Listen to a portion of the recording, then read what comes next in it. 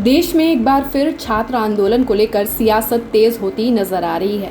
Cockroach जनता party यानी CJP के संस्थापक अभिजीत दीपके ने सरकार को सीधी चेतावनी दे दी है। जी हां, उनका कहना है कि अगर छात्रों के खिलाफ पुलिस कार्रवाई नहीं रुकी तो देश भर में फिर से बड़े स्तर पर शांतिपूर्ण विरोध प्रदर्शन शुरू किए जाएंगे।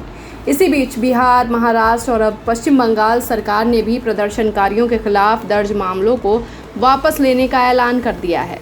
लेकिन दूसरी तरफ सुप्रीम कोर्ट के अंतरिम आदेश को लेकर नई बहस छिड़ गई है। आखिर पूरा मामला क्या है और क्यों फिर गर्मा रही है छात्र राजनीति, आइए समझते हैं। कॉकरोच जनता पार्टी के संस्थापक अभिजीत दीपके ने मंगलवार को सोशल मीडिया और मीडिया के जरिए सरकार को साफ संदेश दिया। उन्होंने कहा कि यदि छात्रों को परेशान करने का सिलसिला यही नहीं रुका तो सीजेपी जल्द ही एक और बड़े तथा शांतिपूर्ण आंदोलन की शुरुआत करेगी। दीपके का आरोप है कि आंदोलन में शामिल छात्रों को निशाना बनाया जा रहा है और कई राज्यों में उनके खिलाफ पुलिस कार्रवाई जारी है। उन्होंने सरकार से अपील की कि छात्रों को अपराधी की तरह ना देखा जाए और लोकतांत्रिक तरीके से विरोध करने के अधिकार का सम्मान किया जाए। हेलो एवरीवन, मैं देख रहा हूँ कई सारे स्टेट्स में पुलिस जो है वो स्टूडेंट्स को हैरेस कर रही है, परेशान कर रही है। गवर्नमेंट स्टूडेंट्स को डराना धमकाना बंद कर दे। अगर वो इसी तरह पुलिस के द्वारा स्टूडेंट्स को डराएगी, धमकाएगी, डिटेन की धमकियां देगी, अरेस्ट की धमकियां देगी तो कॉकरोच जनता पार्टी फिर से बहुत बड़ा प्रोटेस्ट करेगी। We will protest again if you keep harassing the students. Stop harassing the students. दूसरी ओर सीजेपी प्रवक्ता सौरभ दास ने भी सुप्रीम कोर्ट के अंतरिम आदेश पर चिंता जताई है। उनका कहना है कि अदालत के आदेश का इस्तेमाल कुछ सरकारें प्रदर्शनकारियों के खिलाफ दर्ज एफआईआर जारी रखने के लिए कर सकती हैं।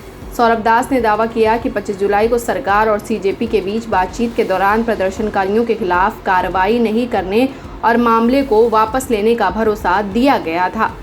इधर कई राज्यों से राहत भरी खबर भी सामने आई है। बिहार, महाराष्ट्र और पश्चिम बंगाल सरकारों ने घोषणा की है कि जिन प्रदर्शनकारियों का कोई आपराधिक रिकॉर्ड नहीं है उनके खिलाफ कार्रवाई नहीं की जाएगी।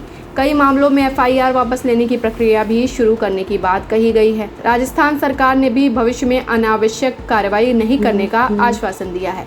हालांकि दिल्ली समेत कई राज्यों में बड़ी संख्या में मामले दर्ज हैं। दिल्ली में 20 जुलाई के चलो सांसद मार्च के बाद हिंसा से जुड़े मामलों में 15 एफआईआर दर्ज की गई थी।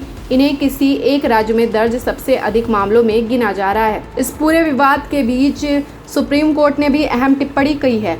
मुख्य न्यायाधीश सूर्यकांत की अध्यक्षता वाली पीठ ने दिल्ली के अलावा महाराष्ट्र, बिहार, असम, पश्चिम बंगाल, मध्य प्रदेश और उत्तर प्रदेश सरकारों को नोटिस जारी किया है। कोर्ट ने फिलहाल निर्देश दिया है कि प्रदर्शनकारियों के खिलाफ दर्ज मामलों में जल्दबाजी में कोई कार्रवाई न की जाए। साथ ही सभी सबूत सुरक्षित रखने के निर्देश भी दिए गए हैं। सुप्रीम कोर्ट ने यह भी कहा कि जिन प्रदर्शनकारियों की उम्र 18 साल से कम है और जिनका कोई आपराधिक रिकॉर्ड नहीं है उन्हें तत्काल रिहा किया जाए। हालांकि अदालत ने जांच प्रक्रिया पर पूरी तरह रोक नहीं लगाई है।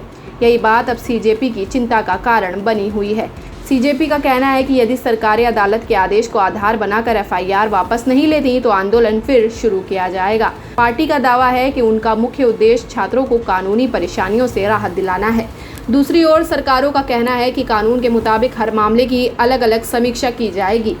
यानी आने वाले दिनों में यह मुद्दा केवल राजनीतिक नहीं बल्कि कानूनी बहस का भी बड़ा विषय बन सकता है। फिलहाल देश भर की निगाहें इस पूरे घटनाक्रम पर टिकी हुई है। क्या सभी राज्यों में प्रदर्शनकारियों के खिलाफ दर्ज मामले वापस लिए जाएंगे? क्या अभिजीत दीपके फिर से देशव्यापी आंदोलन का ऐलान करेंगे? और क्या सुप्रीम कोर्ट के अगले आदेश से इस विवाद को नई दिशा मिलेगी? इन सभी सवालों के जवाब आने वाले दिनों में ही साफ हो जाएंगे। फिलहाल इस मामले पर आपकी क्या राय है, हमें कमेंट करके ज़रूर बताइए। अगर आपको यह रिपोर्ट पसंद आई हो तो वीडियो को लाइक करें, शेयर करें और हमारे चैनल को सब्सक्राइब करना बिल्कुल ना भूलें। धन्यवाद।